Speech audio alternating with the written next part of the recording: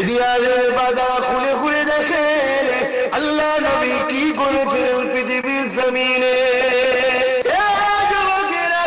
Abu Jahl Utba Saiba পৃথিবীর মানুষের মনুষ্যত্বটাকে কেড়ে নিয়েছিল, পৃথিবীর মানুষের স্বাধীনতাকে কেড়ে নিয়েছিল। আবু জেহেল উতবা সাইবা কি করেছিল?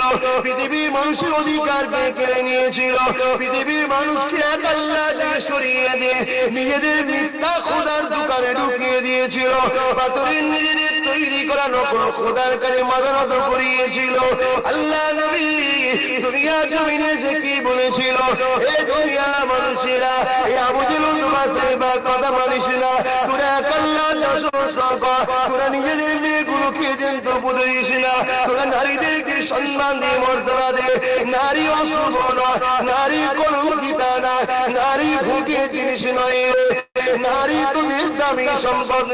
যে ঘরে যে প্রথম নারী সন্তান এর মানে হলো ওই বাড়িওয়ালাকে সৃষ্টিকর্তা শান্তি রহমতের পাইগম দিল। আল্লাহ নবীর উম্মাত দাবি করবে আজকে আমার ভারতের জমিনে যদি নারীদের বিরুদ্ধে হয়, এই জায়গায় নবীর উম্মাতের গর্জানো দরকার আছে না? ভেবে দেখো, চিন্তা করে দেখো, কাশ্মীরের মন্দিরের মধ্যে পুরোহিতরা পূজারীরা 7 দিন 8 দিন ধরে 7-8 বছরের বাচ্চা 80 পাকে রেপ করে মেরে দিল।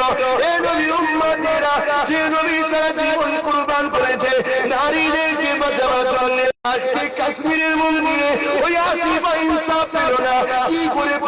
তোদের নেতা, তোদের মন্ত্রী, তোদের মেরে, তোদের ওপর পোস্টে যারা তোদের খেয়েছে সবাই মধ্যে 99% গাদ্দার মুনাফিক চিটিংবাজ রয়েছে।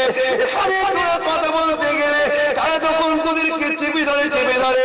আমি আব্বাস কাছ থেকে চাই বাংলার মধ্যে এমন একটা শক্তি তৈরি করবো, এই বাংলার কোন মা, এই বাংলার কোন নারী, এই বাংলার কোন মেয়ে, হোক সে হিন্দু, হোক সে খ্রিস্টান, হোক সে আদিবাসী, হোক সে দলিত, কে কি ধর্ম দেখা আমি দেখবো না।